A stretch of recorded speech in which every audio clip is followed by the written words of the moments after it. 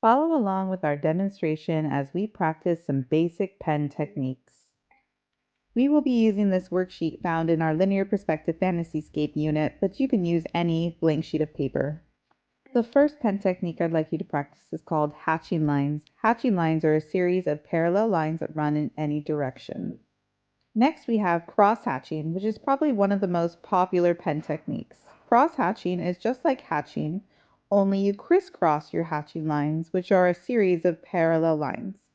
The closer together these lines are, the darker the value, and you can crisscross as many times as you want. Contour hatching is where hatching lines contour to the edge of an object. Cross contour is the same concept, only you use cross hatching that contours to the edge of an object. Contrasting lines are just like it sounds, a series of lines that contrast with each other. They can contrast in the direction they go, in the shape, in the thickness, and so on. They create an interesting pattern. Stippling is another example of a very popular pen technique. All you do is build up a series of dots to show value and texture. The more compact or closer together the dots, the darker the value, and the more white paper that shows between the dots, the lighter the value. While this takes some time to build up, it's worth it in the end. The doodle technique is a student favorite.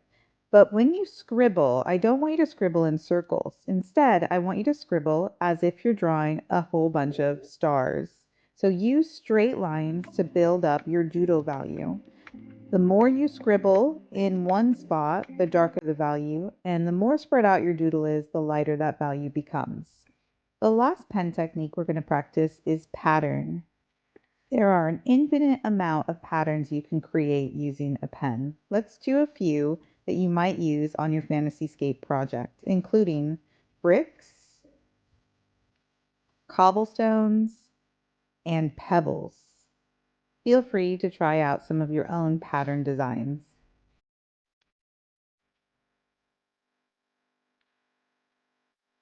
And even if you do decide to add some of your patterns to your project, don't forget to go back and add some more details.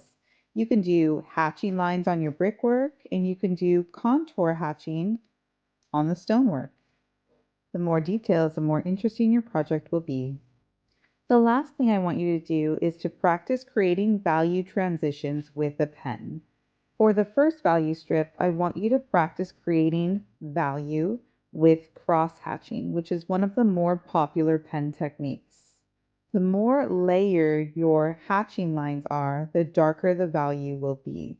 Try to create a nice smooth value transition from dark to light using only crisscross hatching lines. And for the last value strip, let's practice the doodle technique. Build up value from dark to light using only your star-shaped doodle scribbling. The more layered your pen technique, the darker the value, and the more spread out, the lighter the value. And that's it. You've now practiced a series of pen techniques creating beautiful patterns and textures. Thank you so much for watching.